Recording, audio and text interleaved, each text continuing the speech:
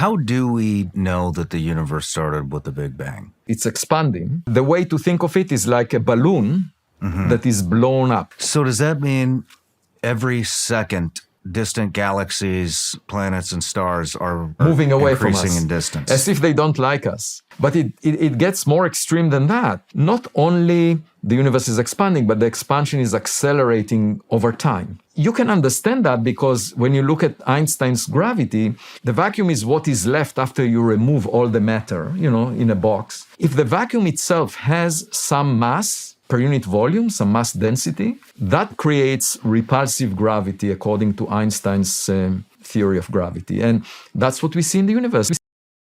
We will be left lonely in the distant future. Imagine again this balloon and imagine ants walking on the surface of the balloon. So the ants walk at some speed, but if we blow the balloon fast enough, then the separation between the ants will grow faster than they can traverse it. So in fact, they will never be able to communicate with each other if the balloon is expanding too fast.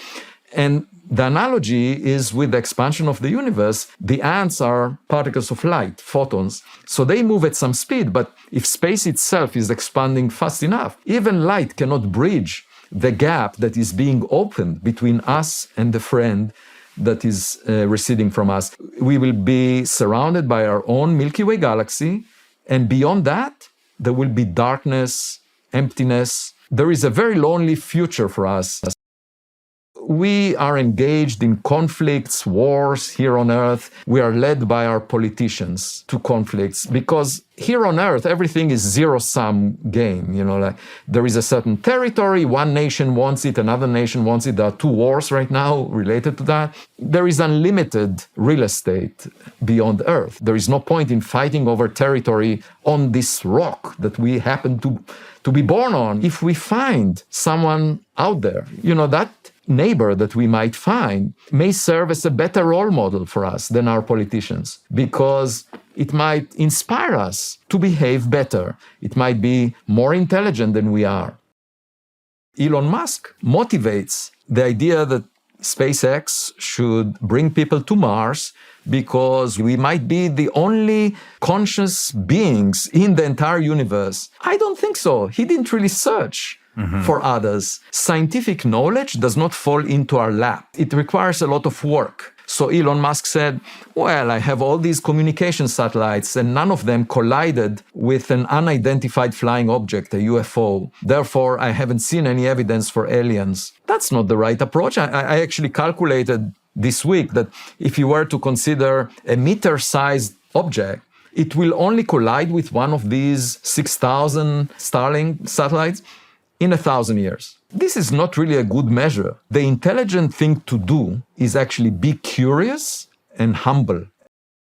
Copernicus was a priest. He didn't want to rock the boat. He wanted to help the church. He realized the church is unable to figure out exactly when Easter is. They have a model where the Earth is at the center and everything moves around the Earth and they get Easter wrong by a few days. So he said, well, let's think about it. If we look at all the data and we put the sun in the middle, it actually works quite well. We can figure out when Easter is quite accurately.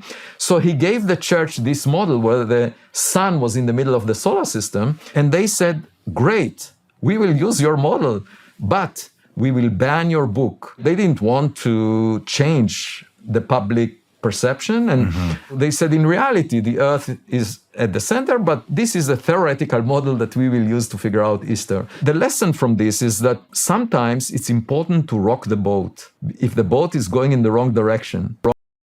We live for less than 120 years, which is one part in 100 million of the age of the universe. We live for such a short time, and yet we engage in wars and conflicts that shorten this time that we are on this earth even more. Does that sound intelligent to you? No.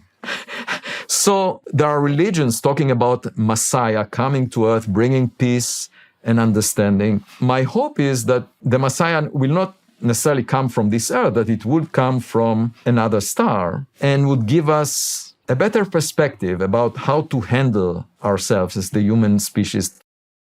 As we go deeper into the universe, we see light that was emitted at an earlier time because it had to make the journey to reach us by now. So we can see actually photographs of the universe when it was younger.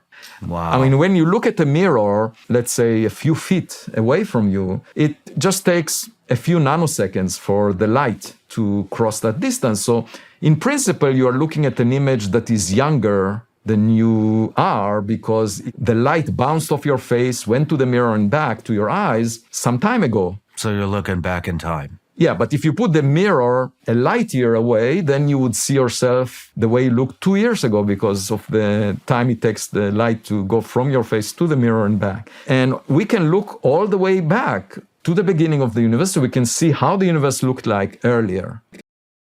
And there is even a whole branch of theoretical physics called string theory, claiming that perhaps we can unify quantum mechanics and gravity. The only problem is when you ask them to predict what happened before the Big Bang, they say it's too complicated. So I ask you, if you have a plumber coming to your home and you say, can you please fix the toilet for me? The plumber says it's too complicated. But he says, if you look at the metaverse, this thing that you watch when you put goggles on your head, if you go there I am a very accomplished plumber. That's pretty much the sense that I get from speaking with string theorists because they talk about things that I cannot verify. But when I ask them to do a task that will resolve a puzzle in fundamental physics, they say it's too difficult. And if you have a negative mass, you can build a time machine. How would you go back in time? Because when you take a positive mass, like, the sun, the earth, a positive mass, you pass a light beam next to it. The light is delayed. Time is ticking more slowly near a positive mass. Now imagine replacing the positive mass with a negative mass. Instead of delaying the light, you will advance it. It will actually move faster. You go next to the negative mass, and you come back to your source at an earlier time than you left your source. So you'd go out and then back. And you arrive before you left. And of course, it poses a problem because you can prevent yourself from making the trip. And so that there would be a logical inconsistency. Most physicists think that it's forbidden. If that's the case, there shouldn't be any negative masses. I would love to be immortal for two reasons. One is that it will allow me to engage in an interstellar trip that will take a long time. And second is that I'm very curious about lots of things, and I think that the knowledge we have is like an island in an ocean of ignorance. Most people are very proud of what we know, but I am really concerned about what we don't know. There is so much we don't know. We don't know what makes the dark matter in the universe, what makes the dark energy. We don't know what's inside a black hole. We don't know what existed before the Big Bang. We don't know how life emerged, how consciousness emerged in the human brain, what our future is like, what could be the most advanced technologies that anyone may have created before we came to exist elsewhere. There is so much for us to learn that I would like to live forever and figure it out.